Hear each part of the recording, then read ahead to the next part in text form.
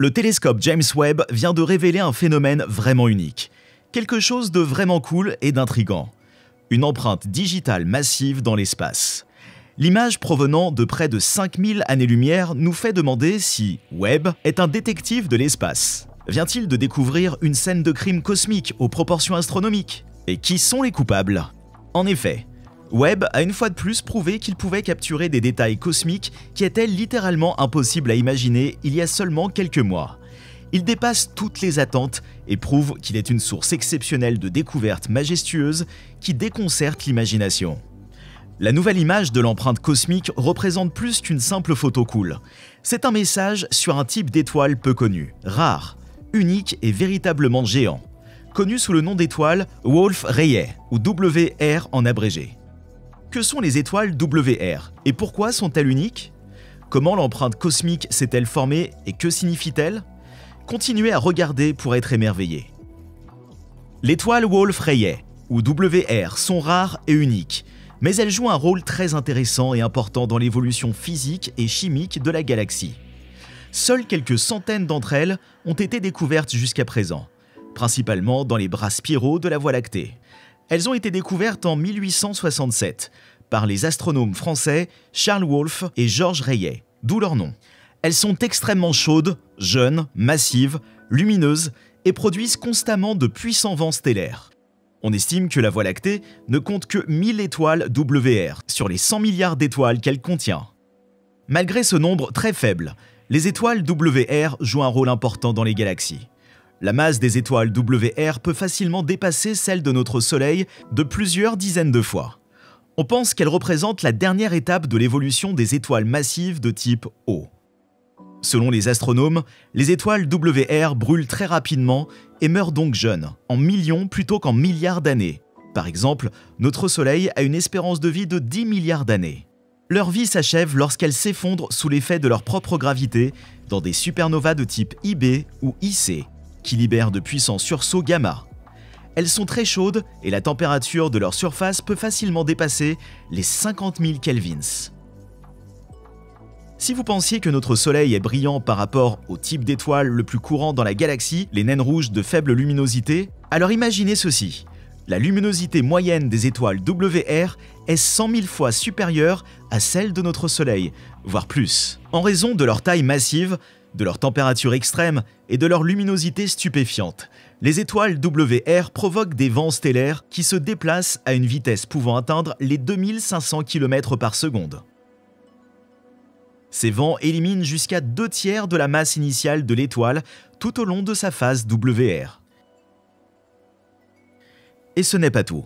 Une étoile WR libère tout au long de sa vie une énergie cinétique similaire à celle qu'elle produira lorsqu'elle mourra en supernova. La plupart des étoiles WR semblent également exister dans des systèmes d'étoiles binaires. Nous savons tous que l'hydrogène est un élément léger et le plus communément abondant dans les étoiles de la galaxie. Les étoiles brillent en brûlant l'hydrogène en hélium dans leur cœur. Et plus tard dans leur vie, elles créent des éléments plus lourds. Mais les WR sont très différents des autres étoiles. Ils ont un spectre très intrigant. Jusqu'à présent, les chercheurs ont constaté que l'hydrogène semble être absent de presque tous les spectres des WR, probablement parce que leurs vents stellaires vigoureux en ont dépouillé les étoiles. D'un point de vue technique, les étoiles WR sont donc en quelque sorte nues et constituent essentiellement des noyaux d'étoiles riches en éléments plus lourds tels que l'hélium, le carbone et d'autres produits de la combustion nucléaire avancée. Parlons maintenant de la majestueuse empreinte cosmique découverte par Webb. Alors que les astronomes passaient joyeusement en revue les étonnantes images livrées par Webb il y a quelques jours, ils ont remarqué ce qui ressemble à une empreinte digitale humaine dans l'espace. La nouvelle image a révélé un spectacle cosmique remarquable, au moins 17 anneaux de poussière concentrique émanant d'une paire d'étoiles collectivement connues sous le nom de Wolf-Rayet 140, située à un peu plus de 5000 années-lumière de la Terre. Les recherches montrent que les deux étoiles de l'amas WR 140 produisent tous les 8 ans des coquilles de poussière qui ressemblent à des anneaux ayant pris la forme d'une empreinte digitale. Les astronomes pensent que ces anneaux se sont formés à la suite d'une danse céleste que les deux étoiles exécutent. Lorsque les deux se rapprochent l'une de l'autre, au cours de cette danse, leurs vents stellaires entrent en collision, conduisant les gaz qu'elles émettent en quantité massive à se comprimer et à former de la poussière spatiale. Les orbites des deux étoiles les rapprochent environ une fois tous les 8 ans. Comme la croissance des anneaux du tronc d'un arbre, les boucles de poussière marquent le passage du temps. Ces anneaux sont le résultat de plus de 100 ans de production de poussière par les étoiles qui se rapprochent puis s'éloignent les unes des autres. Le résultat est un motif époustouflant d'une empreinte cosmique qui déclenche l'imagination. Un scientifique de la NASA a comparé le processus de transformation des gaz en poussière à la transformation de la farine en pain. Et tout comme pour faire du pain, des ingrédients et des conditions particulières doivent exister. Les étoiles WR140 doivent être assez proches les unes des autres, environ la distance entre la Terre et le Soleil, pour former des anneaux semblables à des empreintes digitales. La nature des étoiles WR rend ce processus possible. En effet, contrairement à la plupart des étoiles, elles ne contiennent pas d'hydrogène qui, à lui seul, ne peut pas former de la poussière spatiale. Mais elles possèdent des éléments plus complexes et plus lourds, et les ingrédients nécessaires à la formation de la poussière spatiale sont donc présents.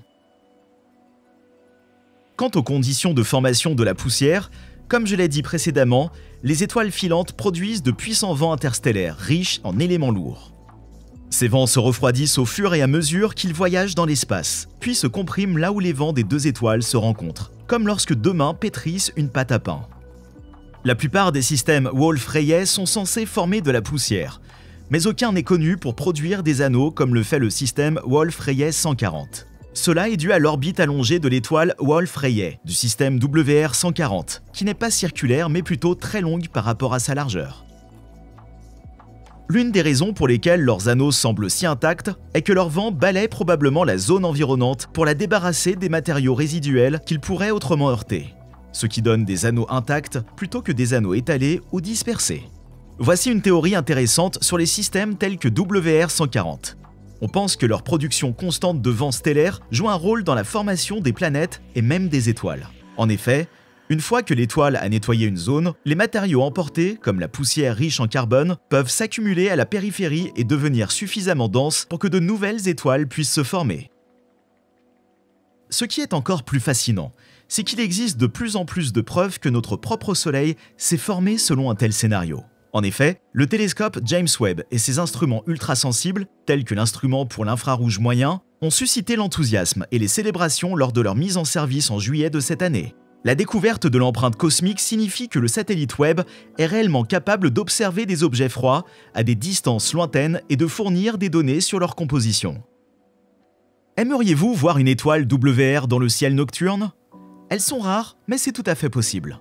Si vous vivez dans l'hémisphère sud et aux basses latitudes nord, vous pouvez facilement voir à l'œil nu une étoile WR dans le système stellaire quadruple Gamma 2, dans la constellation Vela à environ 840 années-lumière de la Terre.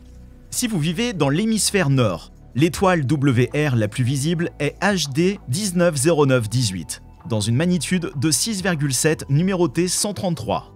Dans le catalogue des étoiles WR connues de la Voie lactée, WR 133 est situé près du centre de la Croix, dans la constellation du Cygne. Bonne chasse aux étoiles!